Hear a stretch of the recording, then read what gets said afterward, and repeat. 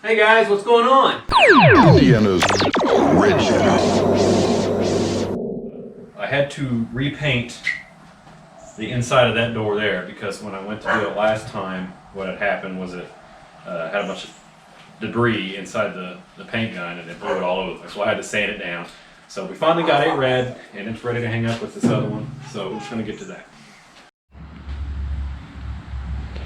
All right, now we're going to just start with the door that'll go on the driver's side. So it'll mount up to here.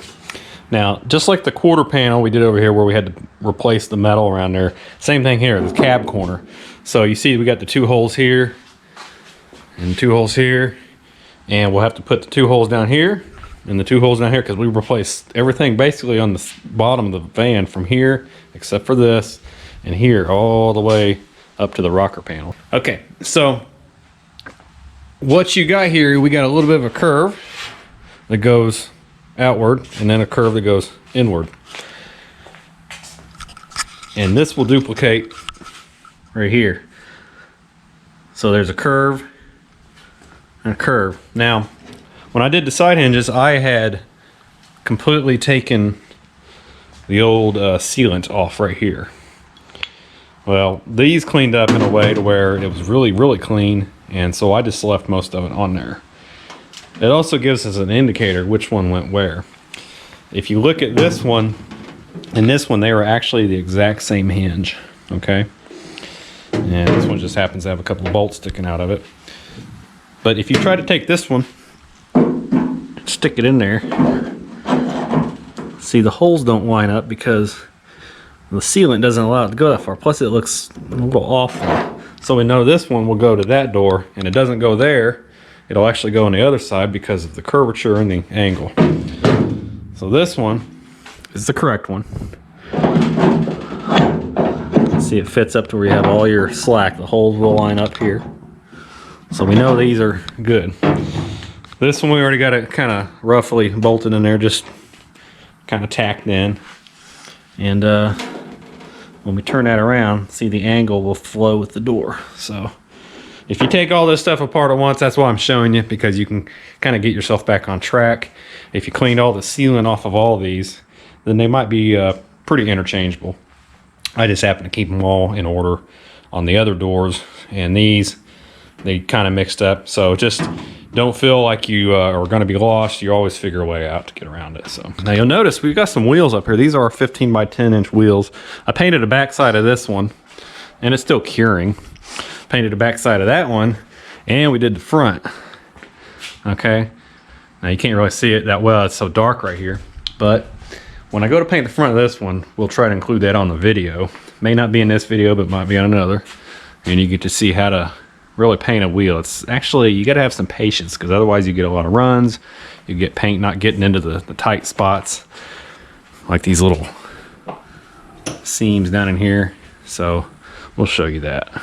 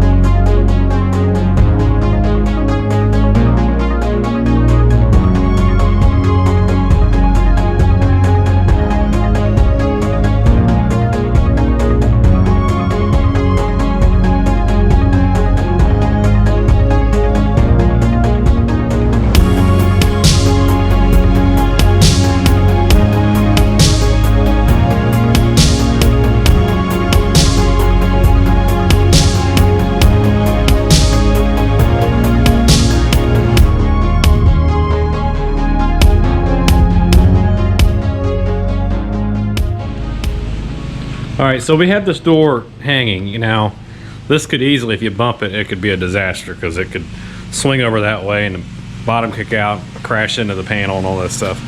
But, so, you know, if you do this, make sure you might have it hanging off something or have your buddy hold it. Now, one thing you do, if you don't have a guide or a pilot hole on the backside, like we will here, this is the best way to do it. You'll have to maybe measure off of this flat edge to the edge of the hinge, and see it's a lot deeper right here, so this could probably come my way, okay? Now, if you get it in line with this one up here, in this case, you could have your buddy hold the door and swing it back slightly while you hold this down, and you can make a mark either with an awl scratch tool or, you know, even a marker, and then go inside the holes with it, okay? This one, we're fortunate enough that if you come back in here and look inside the hole, let me get a light in here. See the black dot right there? You got one on the top and bottom. In this case, it is a safe bet to take you a punch, run it through these two holes right here, a long enough one, you know, maybe 5-6 inch long punch at least, and you can dimple it right in the dead center of that, okay? When you do that, you can move this door aside, tie it up a little bit, just keep it from falling, and you'll have that dimple protruding through the sheet metal here, and that way you can drill it out and then go through with your step drill and just get it to the right size, which should be the same size as these here. That's your safe bet on that. So if you got new panels and you need to drill new holes and you have a guide hole in the back, use that. So here's a hammer and punch I use, this being the most important part. Just a simple punch. It's about 5.5, 6 inches long. What I did, now you can see what we're talking about. See the little dimple inside of each of those holes right there. Now we can drill that out from this side with a skinny bit, and then move the door aside and drill the rest of it out with a step drill from this side, since you have so much depth to work with here. So that's what I would suggest doing.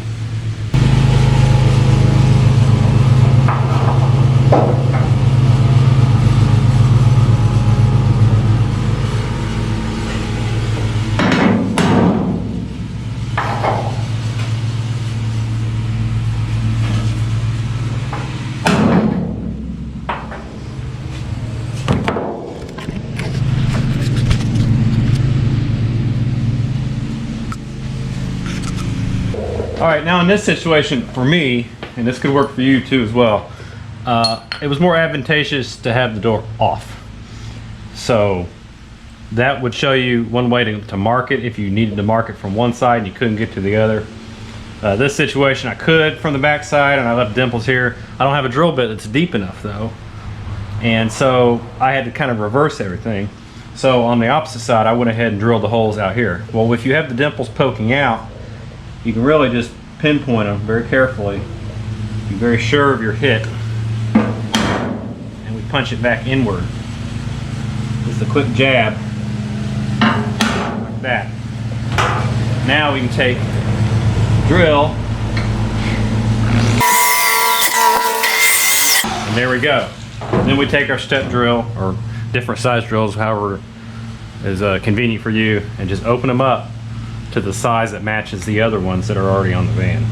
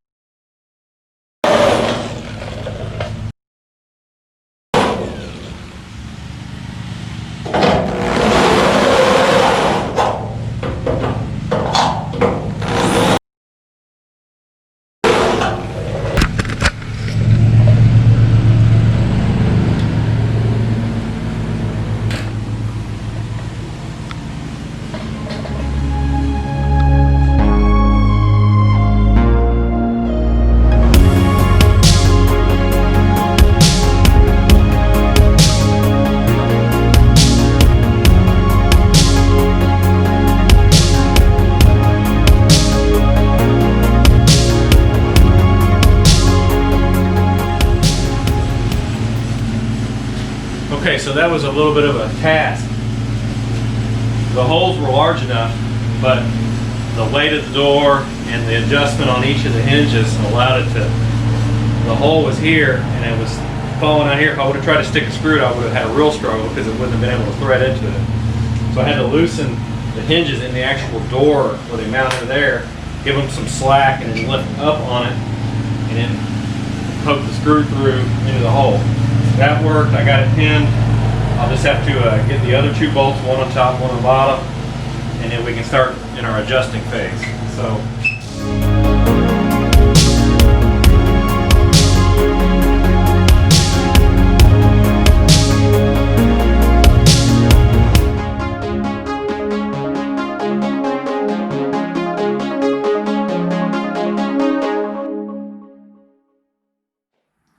Alright, so you saw us do a little bit of adjustment on these doors. It was just a kind of a rough adjustment.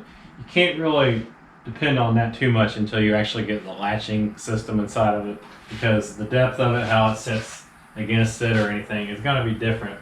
The springs that are involved in the latching and all that, it is going to throw the door shell out either in or out. You just don't know until you put it in. So much like the side doors, we'll have to put the latching that goes up in the top, bottom, the actual latch here, and then the one that's internal here. Now all those parts on the other doors, we soaked them in like the, I think it's like a kerosene base. It's the stuff you use in the part washer. You know, it's highly flammable and just very kerosene-like. I've used other things too. And you see I'm wearing a Super Clean hat, all right? Super Clean came to us and said, hey, would you like to feature some stuff? I said, absolutely, because I've used Super Clean in the past, and I really like this stuff. It's not nasty to work with, and it does a really good job at just cleaning. So they were cool and sent me some products along with the hat and a t-shirt. We'll show you that later. And I got this guy right here. This is basically the regular stuff. Now, they have a foaming, and they have a spill clean. They got a wheel cleaner, and then they got one that's like a foamer that's in a can. And we'll try to find reasons to showcase that soon. A lot of it will probably be like on the front end, all the grease that cakes up, the steering box, things like that. Now this stuff here, the latching, they have all that grease on them that's caked up with dirt over 50 years nearly. And so we want to get that clean so it moves good, the latching works right, you know, it doesn't jam or get stuck. So what we'll do is we'll soak it with some of this and let it sit overnight, and we'll show you the results. But I'll show you the actual parts right now, how they look at the moment. Okay, so if you remember, we put a lot of this stuff in bags just to keep it, you know, separate door to door. This is all one door assembly, and this is all another. Now this right here is the door latch that fits inside of here, okay? We got a lot of grime, there's probably some wear in there. So we've got stuff like this. This is kind of a main situation here, because you have this is where your door handle from the outside, it activates that. This is for your lock, your key lock. This is the actual push lock where you can, you click it up and down, got the knob on the end of it. And this one here swings out, and that's your interior door handle. So when you open that, it'll go all that sort of thing. So you have all this caked up on there, and it's been pretty much untouched over the years. So I'm just going to set it inside this bucket so we can kind of retain everything. And if you have to, you can even take some of these off, and it'll fit down in there a little better. But we're just going to start here, and if it cleans up a little bit, then we'll pop them off and let them soak. Here, this is for the same side there, I believe, or the opposite side. This will go through this door, and it's the latch for that one. So it's pretty caked up, so we could include that in there as well. And then this one is not as crucial. Make sure we don't lose that. It just needs cleaned up. These can soak because they have this loaded spring in here, and see, they're pretty crusty. So we'll lay that in there. So we've got our Super Clean. This is, I guess, the original. It just dissolves grease. It's the squirt bottle. So I'll turn our situation on. So you have the spray, and then you also have the stream. Let's do the stream first.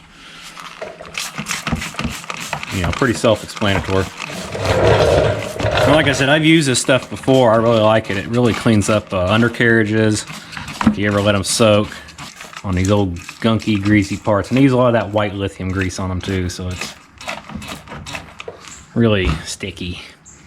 If you notice, it's cleaned this stuff up pretty good. I got like a muddy kind of a film going on here. And I just turned it around and just juiced it up on all sides. This piece here, I kind of ran it through the motion. And it's already breaking this stuff up. You can actually see the original material here. So that's working really good. I'd imagine you let this set overnight. And this wasn't moving. It's a little door spring, kind of a realignment spring. It's moving a little bit, so I'll just soak that down a little bit more. A little fumey, but you know, no big deal. You can wash off the water. So I'm gonna go rinse this off and just let it set. Maybe in a bit before I close up for the night, I'll squirt it again, and we'll see what it looks like in the morning, and then I'll eventually just check on it tomorrow night about this time and see what it does ultimately. And one thing I noticed here, if you see all the brown around there, that's actually the crud that has come off of all this latch work that we have. So in some cases, I know you can dilute the super clean and it dries out fairly quick. So I think I'll do is take just enough water to fill above the highest piece in here, and it'll dilute the super clean some, but it should allow it to soak in there a little bit better. So I'm just, you know, hitting it here and there, and it's kind of melting it off. So I'm just gonna put some water in there, fill it up, and I'll show you what that looks like. All right, so pretty much just filled it up to the highest point right here.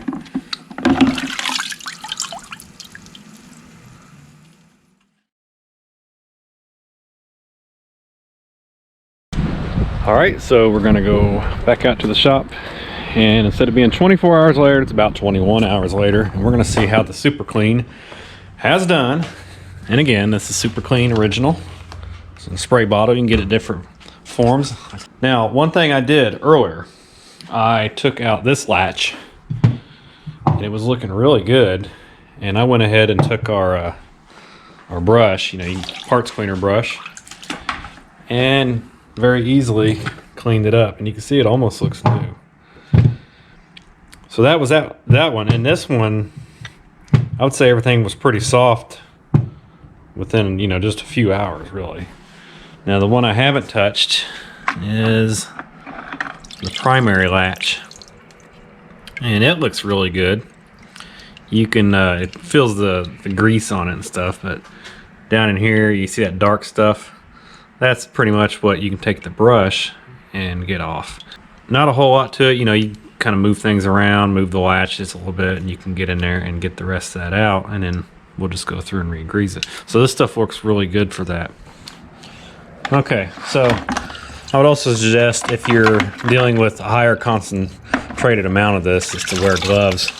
It's not too bad when you have it diluted fairly well like this.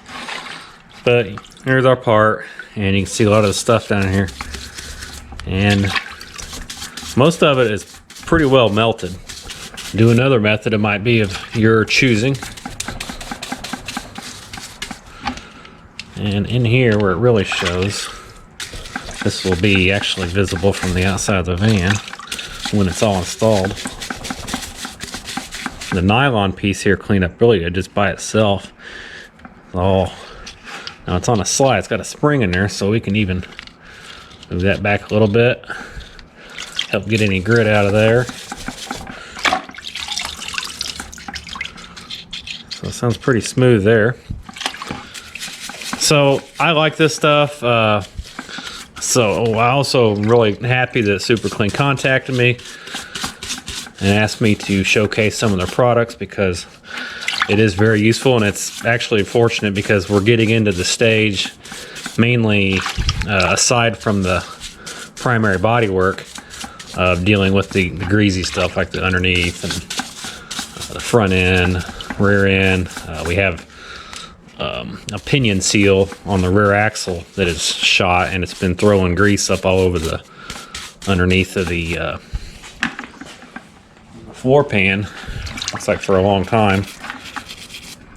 You can use this little toothbrush style as well. And that's pretty much that there. So we got a really good looking latch there. The other one looks almost brand new.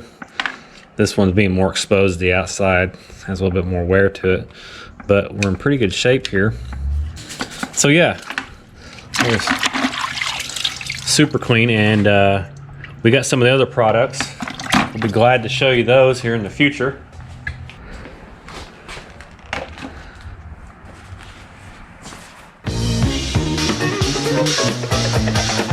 We hope you've enjoyed the preceding short feature.